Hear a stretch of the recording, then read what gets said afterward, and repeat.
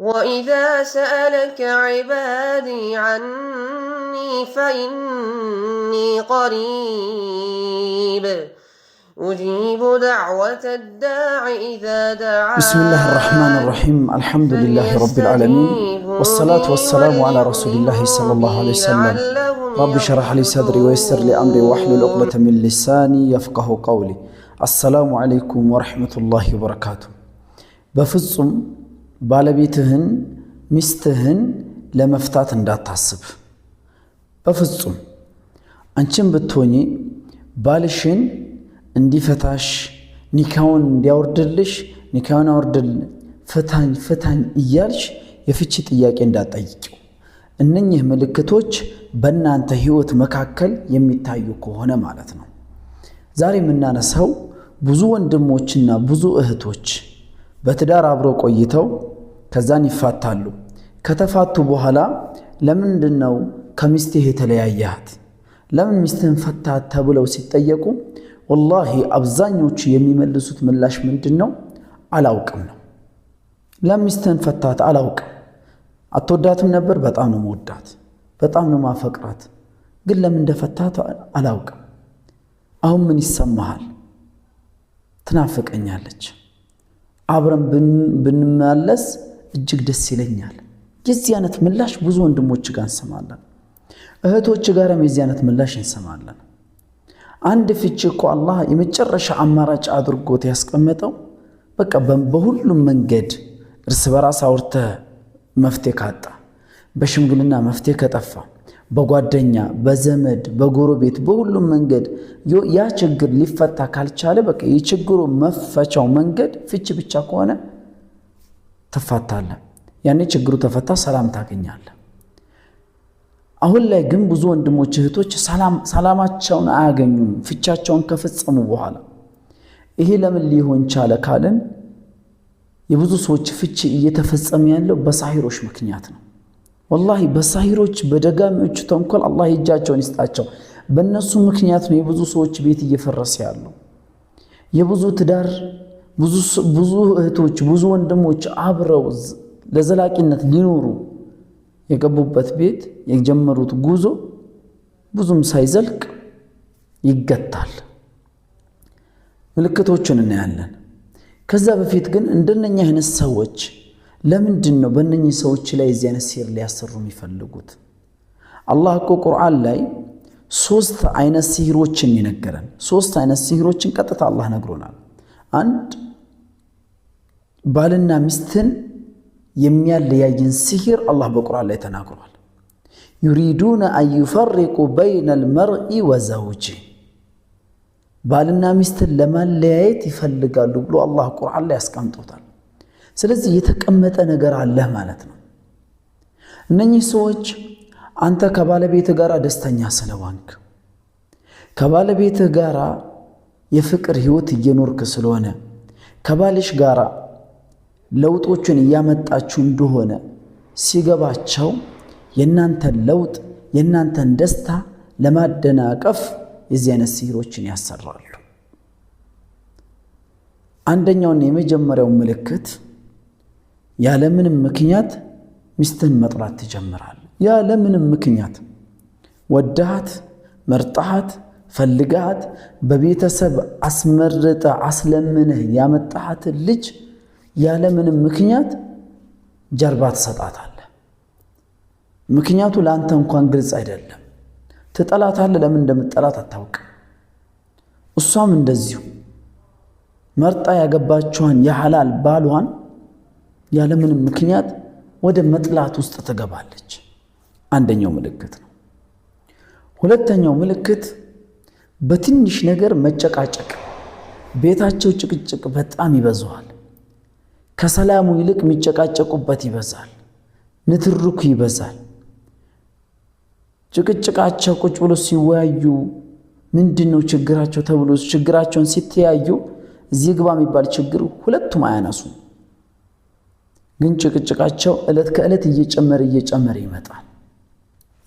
ሶስተኛው ምልክት ባል ሚስቱን ሲያያት መናደድ፣ መቆጣት፣ ሚስትም ባልን ስታዩ ትቆጣለች፣ ትናደዳለች። አሊያም ሆም ብላ እሱን ለማናደድ እሱም ያናደውን ነገር ታደርጋለች። ፈልጋ አይደለም፣ በሳሂሮች ግፊት ነው ይሄ ነገር እየመጣ ያለው። በቃ ያለ ምክንያት እሱን ለማናደድ ትፈልጋለች። እሱም ሚስቱን ለማናደድ ርቀቶችን ይራመዳል። አራተኛው ምልክት መቆጨት፣ ነዳማ። ይሄ ቁጭት ከምንድን ነው የሚመጣው? ይናገራታል፣ ለምን ተናገርኳት ብሎ ራሱን ይጠይቃል። ትመልስለታለች፣ ለምን መለስኩለት? የሆነ ነገር ታደርጓለች፣ ለምን አደረግኳት? ምን አደረገኝ? ምን አለኝ? ምን ሆኜ ነው? ራሷን ትጠይቃለች፣ ራሷን ተወቅሳለች። ተመልሳ ደግሞ ወደዛው ነገር ትገባለች። አሁንም ራሷን ተወቅሳለች፣ አሁንም ወደዛው ነገር ይመለሳሉ። እንዲህ አይነት ነገር ይታይባቸዋል። አምስተኛው ምልክት ባል ከሚስት መኝታ መቀየር ወይም ደግሞ መኝታ መራቅ፣ ሚስትም መኝታ ላይ መለወጥ፣ የዚህ አይነት ባህሪ ይታይባቸዋል። ፍላጎት አይኖራቸውም። እንደው እሱ ከሐላል ይልቅ ሐራም፣ እሷም እንደዚሁ ይገፋፋቸዋል። አላህ የፈቀደላቸውን ሐላል መንገድ ይራራቃሉ፣ ይጠላሉታል፣ አይፈልጉትም። ምክንያት ግን ለዚህ ሊያቀርቡለት አይችሉም። ስድስተኛው ምልክት እነኚህ ሰዎች እርስ በራሳቸው አይተማመኑም። ባል ሚስትን ይሸክካታል፣ ይጠረጥራታል። ሚስትም ባልን ትጠረጥረዋለች። ለምን ትጠረጥረዋለች? አታውቀውም። ለምን ይጠረጥራታል? የለም፣ ተጨባጭ የሆነ ነገር የለም። እሱ እሷን ለመጠርጠሩ፣ እሷም እሱን ለመጠርጠሩ ተጨባጭ የሚባል ነገር የለም። ግን ሸክ ውስጥ ነው የሚኖሩት፣ በጥርጣሬ ውስጥ ነው የሚኖሩት። ይህ ነገር በሕይወታቸው ይመጣል። ከዛ ባሻገር ህመም መሰማት እሷ ጋራ፣ በተለይ ደግሞ በሐይድ ሰዓት ሊሆን ይችላል ወይ በግንኙነት ሰዓት ሊሆን ይችላል። አሊያም እንዲሁ ወደ ማህፀን አካባቢ የህመም ስሜቶች ይሰማታል። እሱም እንዲሁ ይገፍሏል። ስራው ላይ ቤት ውስጥ ደስታ የለም፣ ስራው በረካ የለውም። የዚህ አይነት ምልክቶች ይታዩባቸዋል። እንደነኛ አይነት ምልክቶችን ካየን ወደ ፍርድ ቤት አንሩጥ። ትዳራችንን ለማፍረስ፣ ትዳራችንን ለማጣት የለፋችሁበት ነው፣ የደከማችሁበት ነው። ትዳራችሁን ዝም ብላችሁ ለማፍረስ አትሮጡ። እናንተ ሳታስቡት፣ እናንተ ሳታውቁት፣ እናንተን ለመጉዳት ሰዎች እዚህ አይነት ነገር አድርጎባቸዋል። አላህም በቁርአን ላይ ተናግሯል እንደዚህ አይነት ሲህሮች እንዳሉ ማለት ነው። ረሱል አለይሂ ሰላቱ ወሰላም አንድ ሸይጣን ማዕረግ የሚሰጠው እጅግ በጣም ሸይጣን በሸይጣኖች ዘንዳ ትልቅ ማዕረግ የሚሰጠውና የሚደነቀው መች ነው አሉ? ባልና ሚስትን ያለያየ ጊዜ። ትልቁም ስራ የሸይጣን እሱ ነው። አንድን ሰው ዚና ከሚያሰራ፣ ኸምር ከሚያስጠጣ፣ ቁማር ከሚያጫውት ትልቁ ስራው ሽልማቱ ባልና ሚስትን መበተን ነው።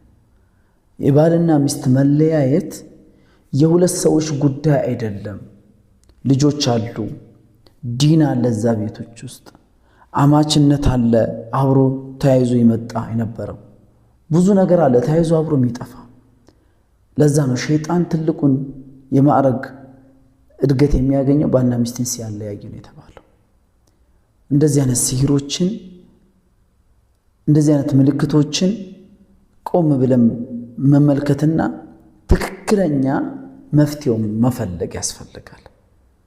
ትዳሮች አሁን ላይ እየፈረሱ ነው።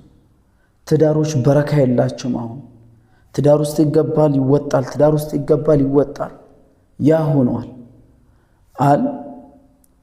አንተ ደካማ ስለወንክ፣ ትዳር መምራት ስለማትችል፣ እናት መሆን ስለማትችል አይደለም።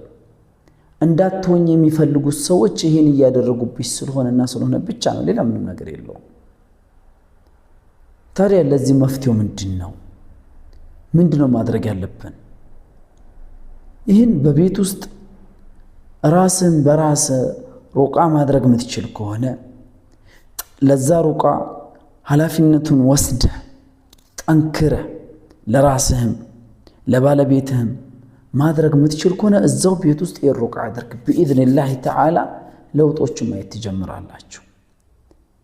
ይህን ሩቃ ኢላጁን ህክምናውን ማድረግ ለራስህ ማትችል ከሆነ ደግሞ ትክክለኛ ሸሪዓውን የጠበቀ የሩቃ መንገድ ሸሪዓው የሆኑ የሩቃ ህክምና የሚሰጡ ወንድሞች ጋር በመጠጋት ሰበብያው ማድረስ ሩቃው መውሰድ بإذن تعالى والله ያኔ ሁሉም ነገር ይፈታል ቤተ ሰላም ይሆናል ከሚስትህ ጋር ደስተኛ ሆነ በሰላም መኖር ትችላለህ ማለት ነው በሲር ምክንያት በትዳራቸው በስራቸው በጤናቸው የተያዙ ወንድም እህቶቻችንን አላህ ይድረስላቸው የተቋጠረባቸውን በሙሉ አላህ ይፍታላቸው በእነሱ ስም የተቀበረውን በሙሉ አላህ ፈልቅቆ አላህ ያወጣላቸው እኛንም ከደጋሚዎች ድግምት ከሳሂሮች ሴራ አላህ ረብል ዓለሚን አላህ ይጠብቀን والسلام عليكم ورحمة الله وإذا سألك وبركاته عبادي عني فإني قريب أجيب دعوة الداع إذا دعان فليستجيبوا لي وليؤمنوا بي لعلهم يرشدون